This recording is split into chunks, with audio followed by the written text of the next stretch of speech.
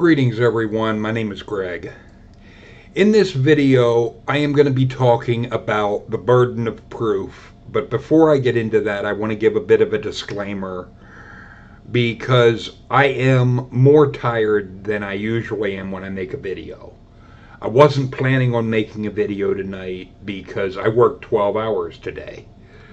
However, when I got home, I noticed I had a comment from someone that calls themselves No Left Turns, and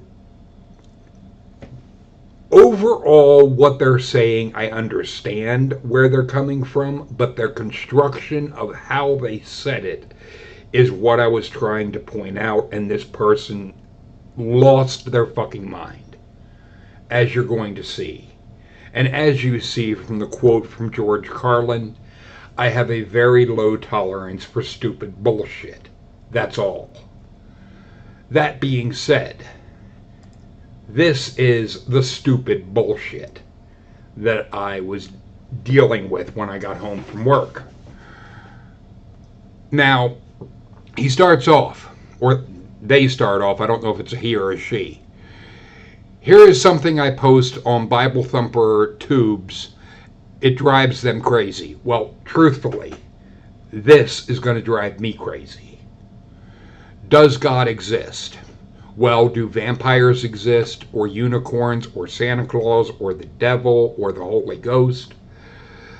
The first problem I have with that shit, and I had said this to him, or said this to this person, was the problem with your question is, to Bible thumpers, is half of what they're asking are things the Bible thumpers would say yes to. That being God, the devil, and the Holy Ghost. Half of the 6 things they mentioned, all of us atheists know Bible thumpers would say yes to those 3. Right there, they're shooting themselves in the foot.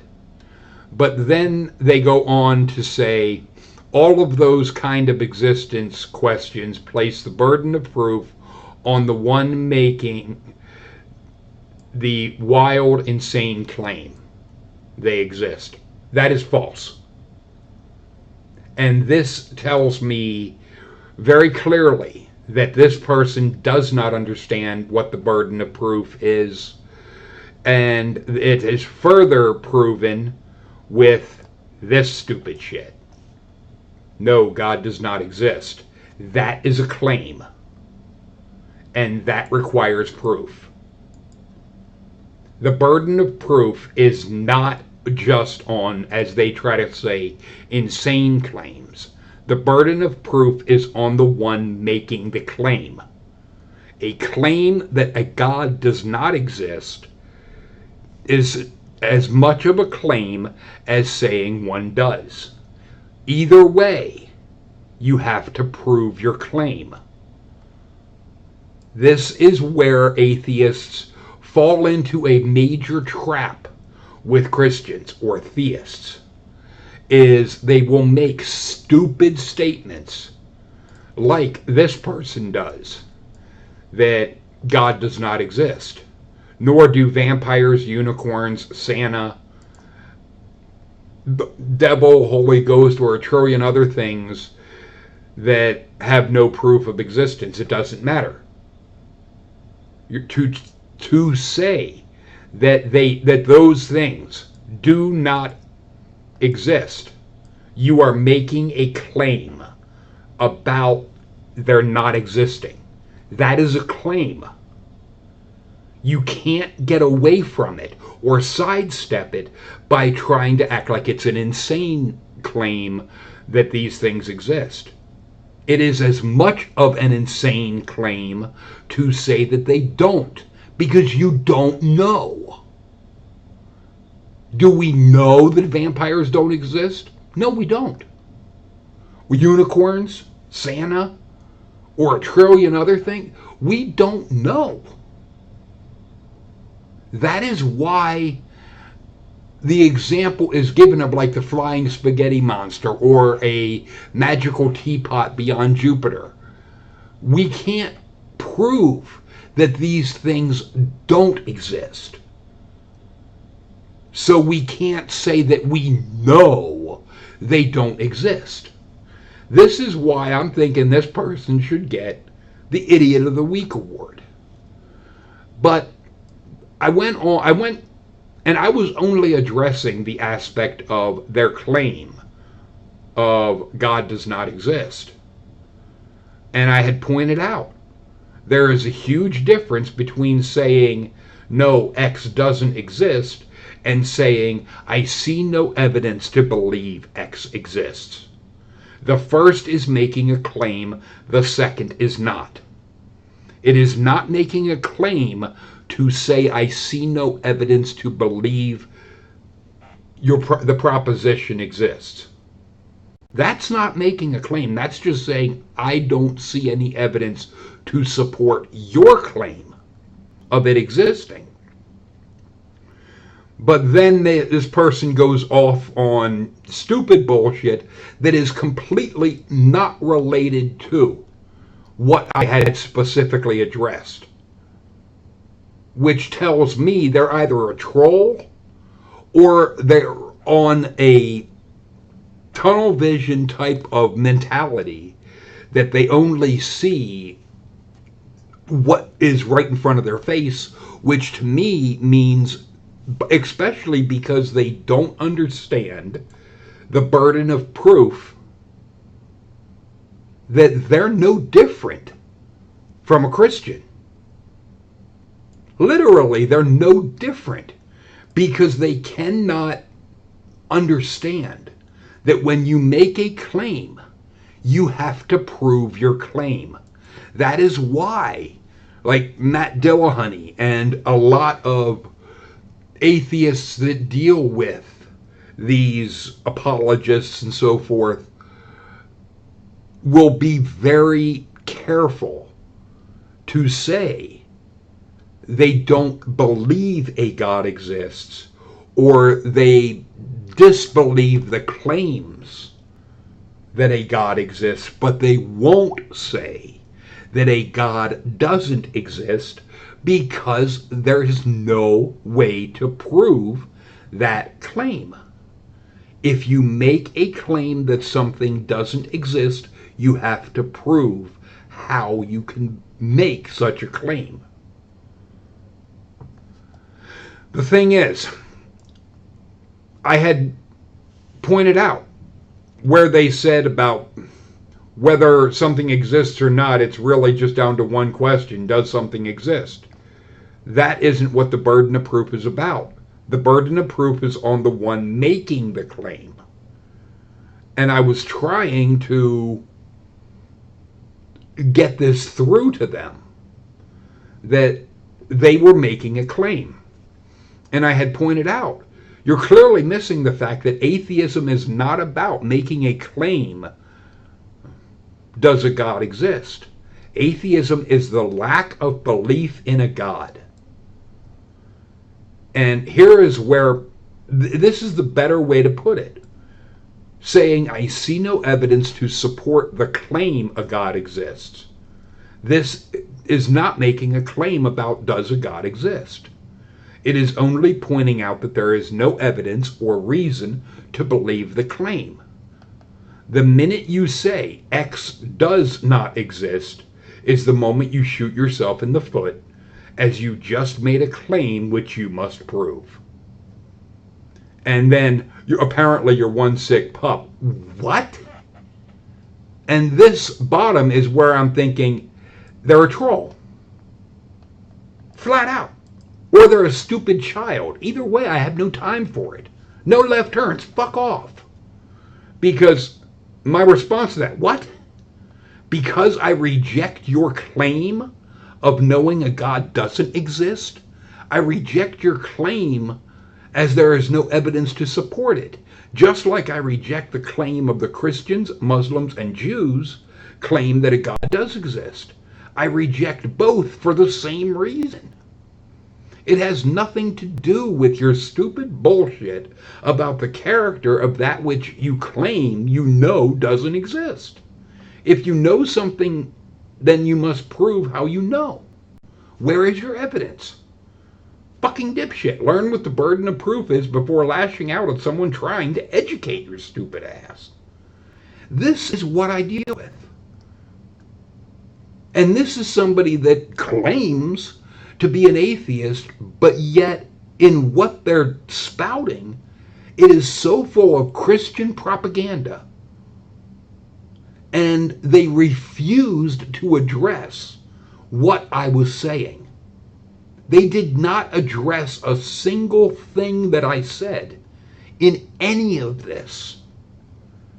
They just went off on their own script, which indicates to me they either weren't reading what I was responding with, or, like a stupid Christian, it didn't fit their narrative, so they weren't even going to acknowledge it. But the truth of the matter is, I wasn't even addressing any of this stupid bullshit about the God, because frankly, there is no reason to believe it exists, not to mention the idea of a hell I have already shown and did a video proving that the hell claim as is given is fucking impossible. Largely because, and atheists, you can ask Christians this, and I would be curious, Christians, try putting this in the comment section. Is hell supposed to be spiritual or physical? Logically, given that this is supposed to be in an afterlife, that it would have to be some kind of spiritual bullshit. However, then you can't have fire, because fire is a chemical reaction of physical elements maintained by physical oxygen. This is how I know hell is bullshit. I won't make a claim that I know something unless I can prove it. I have to be able to prove how I know something, either pro or con, to be able to say that it either does or doesn't exist. I won't make a claim that I can't prove, because another prime example of this goes back to when I did use the idea, and I did say about I believed I had missing time and had been abducted and so forth by aliens. The problem with that I ran into with myself with looking at it was the aspect of, can I prove it? And I had to say to myself, no, I can't. Since I can't prove it, then upon what reason do I have to believe it? And that was where I started to question my own, to use the term, experiences, because I did research and I found out just how unreliable the brain is. That the brain will basically make up any gap that we have that we don't know. The brain will make shit up to fill the gap. And it's just, I'm not going to try and say that I know something that I don't know.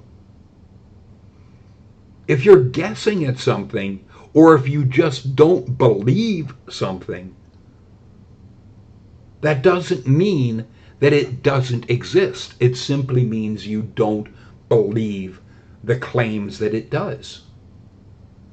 Because one way it can also be put is with the aspect of, in a courtroom, a person can be found either guilty or not guilty.